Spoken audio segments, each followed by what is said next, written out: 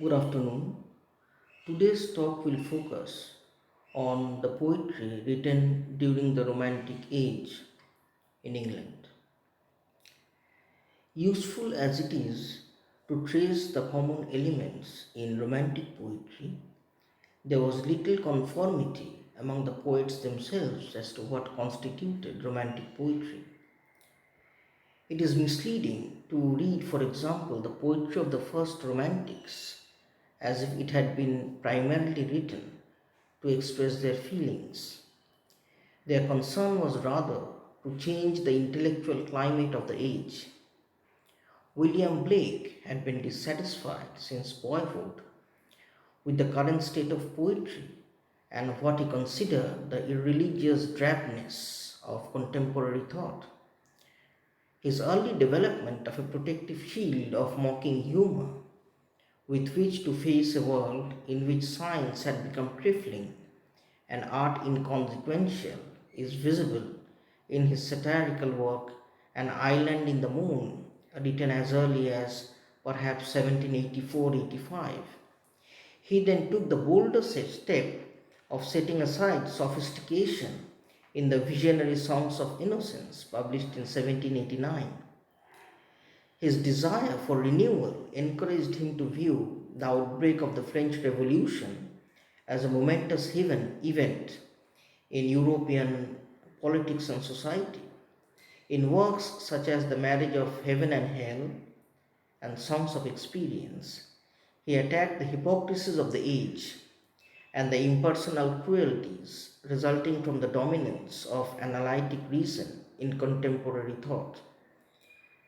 As it became clear that the ideals of the revolution were not likely to be realized in his time, he renewed his efforts to revise his contemporaries' view of the universe and to construct a new mythology centered not in God of the Bible but in Urizen, a repressive figure of reason and law whom he believed to be the actual deity worshipped by his contemporaries. The story of Urizen's rise was set out in Blake's The First Book of Urizen, published in 1794, and then more ambitiously in the unfinished manuscript Vala, which was later redrafted and titled as The Four Zoas, written from about 1796 to about 1807 in fits and starts. Blake developed these ideas in the visionary narratives of Milton, 1804 to 1808, and Jerusalem, 1804 through to 1820. Here, still using his own mythological characters, he portrayed the imaginative artist as the hero of the society and suggested the possibility of redemption from the fallen or Eurysenic, as it were, condition. William Wordsworth and his friend Samuel Taylor Coleridge, meanwhile, were also exploring the implications of the French Revolution, which they felt extremely interested in its heyday. Wordsworth, who lived in France in 1791 to 92 and fathered an illegitimate child there, was distressed when soon after his return Britain declared war on the Republic, thereby dividing his allegiance between Britain and France. For the rest of his career, he was to brood on those events, trying to develop a view of humanity that would be faithful to his twin sense of the pathos of individual human fates and the unrealized potentialities in humanity as a whole.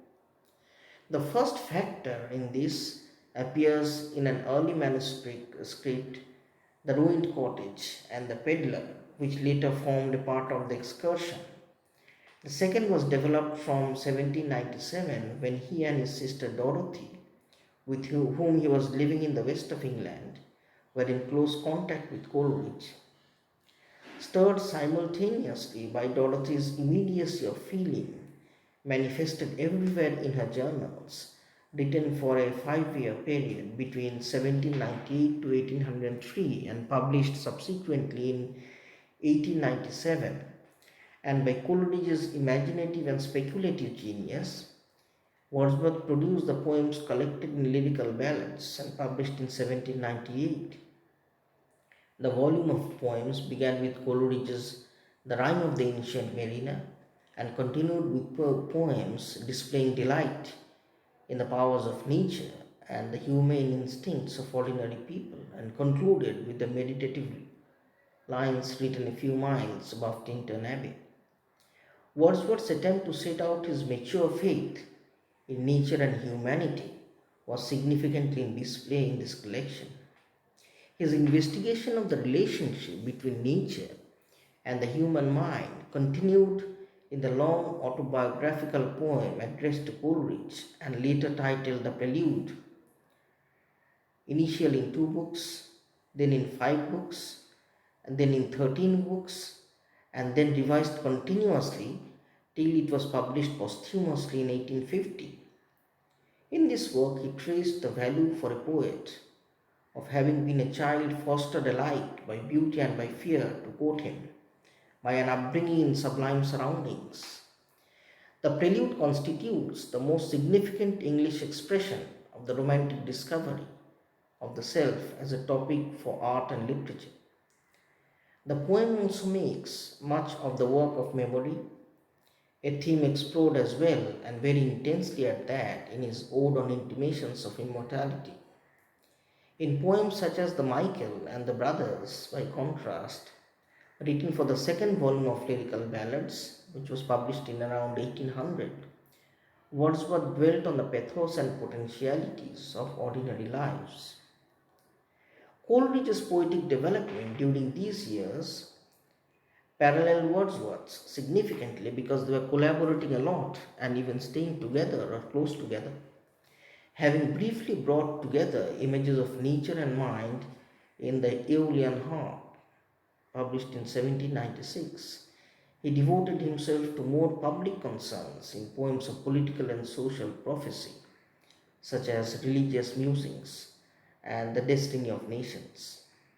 Becoming disillusioned in 1798 with his earlier politics, however, and encouraged by Wordsworth, he turned back to the relationship between nature and the human mind. And this was amply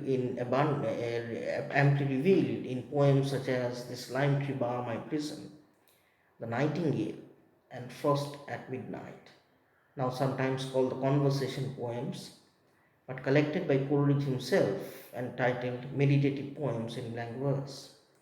These poems combine sensitive descriptions of nature with subtlety of psychological comment. Another poem, Kubla Khan, which was published in 1816 and written perhaps earlier in 1797 to 98, was a poem that Coleridge claimed came to him in a reverie, represented a new kind of exotic writing, which he also exploited in the supernaturalism of the Ancient Mariner and the unfinished work Christabel. After his visit to Germany in 1798 to 99, Coleridge renewed attention to the links between the subtler forces in nature and the human psyche. This attention bore fruit in many of his letters, notebook jottings, literary criticism, works on theology and philosophy. Dejection and Ode, another meditative poem, took place at this time. It took shape as a verse letter to Sarah Hutchinson, Wordsworth's sister-in-law, which memorably describes the suspension of his shaping spirit of imagination. The work of both poets was directed back to national affairs during these years by the rise of Napoleon. In 1802, Wordsworth dedicated a number of sonnets to the patriotic cause.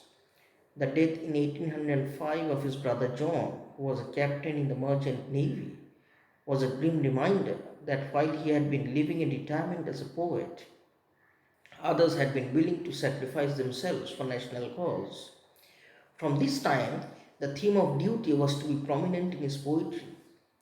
His political essay concerning the relations of Great Britain, Spain, and Portugal, as affected by the Convention of Sintra, written in 1809, agreed with Coleridge's periodical, The Friend, written in 1809 and 10, in deploring the decline of principle among statesmen.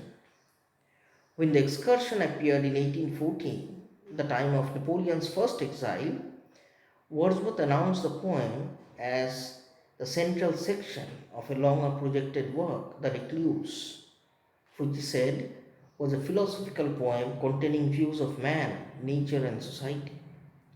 The plan was not fulfilled, however, and the excursion was left to stand in its own right as a poem of moral and religious consolation for those who had been disappointed by the failure of French revolutionary ideals. Both Wordsworth and Coleridge benefited significantly from the advent in 1811 of the Regency, which brought a renewed interest in the arts. Coleridge's lectures on Shakespeare, for example, became quite fashionable and popular. His play Remorse was briefly produced, and his volume of poems, Distabile, Kubla Khan, A Vision, The Pains of Sleep, was published in 1816.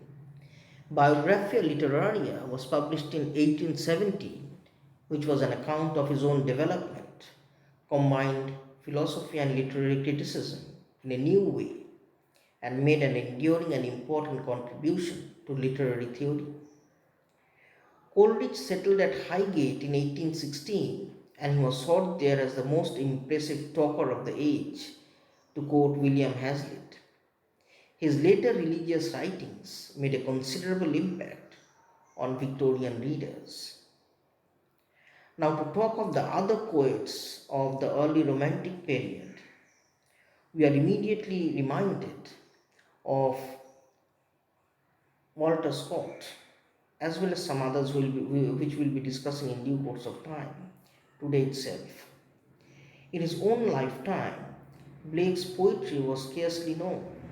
Sir Walter Scott, by contrast, was thought of as a major poet in his time for his vigorous and evocative verse narratives, predominantly The Lay of the Last Minstrel, published in 1805, and Marmion, published in 1808. Other verse writers were also highly esteemed. The Elegiac Sonnets, published in 1784, of Charlotte Smith, and the 14 Sonnets, published in 1789, of William Leslie Bowles, were received with enthusiasm by Coleridge.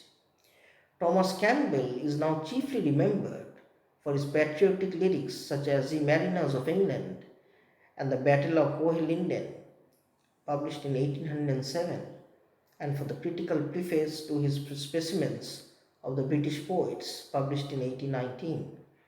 Samuel Rogers was known for his brilliant table talk, published after his death with the title Recollections of the Table Talk of Samuel Rogers, as well as for his exquisite poetry. Another admired poet of the day was Thomas Moore, whose Irish Melodies began to appear in 1808. His highly colored narrative, Lalla Rookh, an Oriental romance, published in 1817, and his satirical poetry were also immensely popular in his time. Charlotte Smith was not the only significant woman in this period. We find poems written by Helen Maria Williams, published in 1786, Anne Batten Crystal's Poetic Sketches, Mary Robinson's Sappho and Fionn, and Mary Ticke's Psyche, published in 1805, and all containing notable works of poetry. Robert Southey was closely associated with Wordsworth and Coleridge, and was looked upon as a prominent member with them of the Lake School of Poetry. His originality is best seen in his ballads and his 9 English eclogues, 3 of which were published in the 1799 volume of his poems, with a prologue explaining that these were sketches of contemporary life bore no resemblance to any poems in our language. These are his exact words: no resemblance to any poems in our language. His Oriental narrative poems, like Thalaba the Destroyer and the Curse of Kihama, were successful in their own time and were popular, but his fame today is based on his prose work, The Life of Nelson, The History of the Peninsular War, and his classic formulation of the children's tale, The Three Bears. George Crabbe was another poet who wrote poetry of another kind. His sensibility, his values, much of his diction, and his heroic couplet verse form belong to the 18th century. He differs from the earlier Augustans, however, in his subject matter, concentrating on realistic, unsentimental accounts of the life of the poor and the middle class. He shows considerable narrative gifts in his collection of verse tales, in which he anticipates many short story techniques and has great powers of description. His anti-pastoral work, The Village, appeared in 1783. After a long silence, he returned to poetry with the Parish Register, written and published in 1807, The Borough, published in 1810, Tales in Verse, published in 1812, and Tales of the Hall, published as late as 1819, which gained him significant popularity in the early 19th century. Now, we usually consider Shelley, Keats, and Byron as the later Romantic poets. In other words, they belong to a generation later than the generation of Wordsworth and Blake. The poets of this generation shared their predecessors' passion for liberty, now set in a new perspective by the Napoleonic Wars, and were in a position to learn from their experiments. Percy Shelley, in particular, was deeply interested in politics, coming early under the spell of the anarchist views of William Godwin, whose Enquiry Concerning Political Justice was published in 1793. Shelley's revolutionary ardor caused him to claim in his critical essay Defense of Poetry, published in 1840 but written in 1821, that, and he quotes, "The most unfailing herald, companion, and follower of the awakening of the great people to work a beneficial change in opinion or institution is poetry," unquote, and that the poets are the unacknowledged legislatures of the world. This fervor burns throughout the early Queen Mab, written in 1813, the long Leon and Scythia, retitled as The Revolt of Islam, written in 1818, and even his lyrical drama Prometheus Unbound, written in 1820. Shelley saw himself at once as a poet and a prophet, as the fine Ode to the West Wind, written in 1819, makes clear. Despite his grasp of practical politics, however, it is a mistake to look for concreteness in Shelley's poetry, where his concern is with the subtleties of perception and with the underlying forces of nature. His most characteristic images are of sky and weather, of light and fires. His poetic stance invites the reader to respond with similar outgoing aspiration. It adheres to the Rousseauistic belief in an underlying spirit in individuals, one that is truer to human nature itself than the behavior evinced and approved by society. In that sense, his material is transcendental and cosmic, and his expression thoroughly appropriate. Possessed of great technical brilliance, he is at his best a poet of excitement and power, and very much popular today as one of the representative Romantic poets. John Keats, by contrast, was a poet of sensuous and physical beauty, evinced in such works as Endymion, but he could produce an over luxuriant and flowing effect in most of his poems. His early poem, Sleep and Poetry, shows, however, that Keats was determined to discipline himself.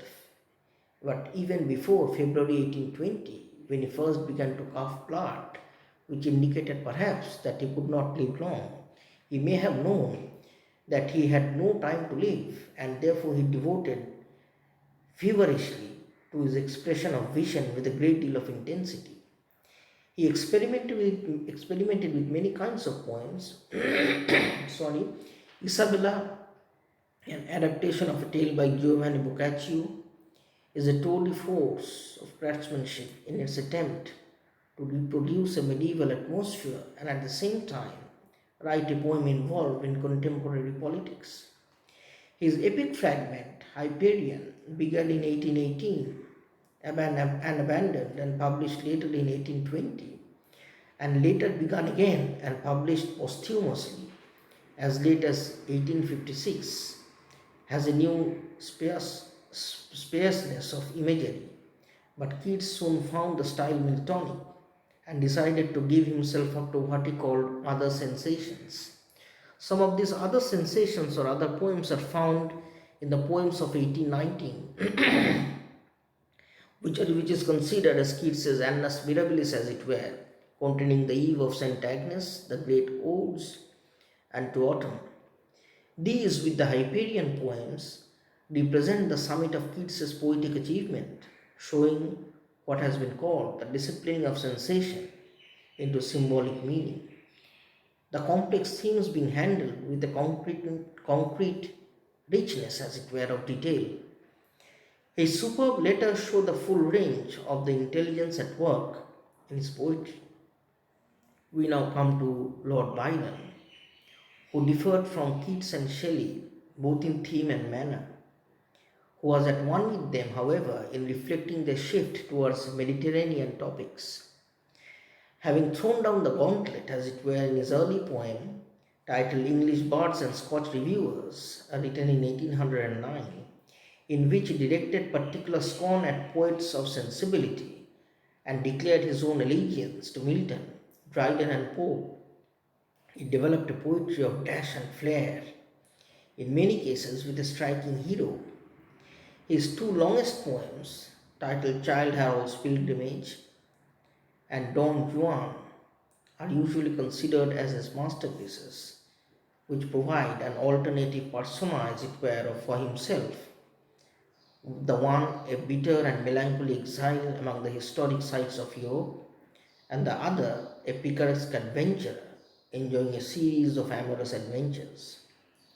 The gloomy and misanthropic vein was further mined in dramatic poems, such as Manfred, 1817, and Cain, 1821, which helped to secure his reputation in Europe. But he is now remembered best for witty, ironic, and less pretentious writings, such as Beppo, 1818, in which he first used the ottava rima form. The easy, nonchalant, biting style developed there became a formidable device in Don Juan and in his satire on Saudi, titled The Vision of Judgment, which was written in 1822.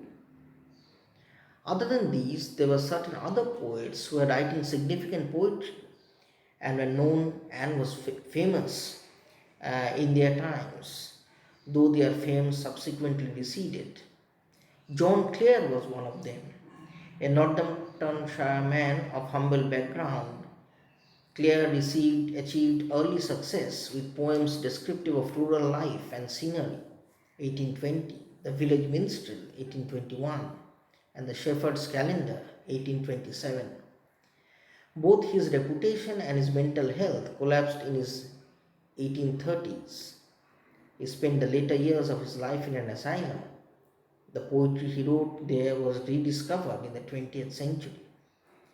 His natural simplicity and lucidity of diction, his intent observation, his almost classical poise and control of his verse, and the unassuming dignity of his attitude to life make him one of the most quietly moving of English poets. Another poet of renown was Thomas Lavelle Beddoes, whose violent imagery and obsession with death and the macabre recall the Jacobean dramatists and revenge tragedy writers. However, he represents an imagination somewhat at the other pole. His metrical virtuosity is displayed in songs and lyrical passages from his over-sensational tragedy titled Death's Jest Book, begun in 1825 and published much later in 1850. Another minor writer who found inspiration in the 17th century was George Darley, some of whose songs from Nepenthe, 1835, keep their place in anthologies. The comic writer Thomas Hood also wrote poems of social protest, such as The Song of the Shirt and The Bridge of Sighs, as well as the graceful Plea of the Midsummer Fairies, 1827. Felicia Hemans' best remembered poem, Casabianca, appeared in her volume titled The Forest Sanctuary, published in 1825, and this was followed in 1828 by the more substantial Records of Women. So, this is a very brief preview of, or rather, an overview of Romantic poetry in general, which was written between roughly the periods 1789 to 1830s, late 1830s.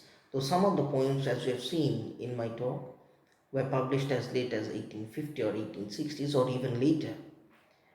In my next talk with you, I'll be focusing on the prose works of the Romantic age.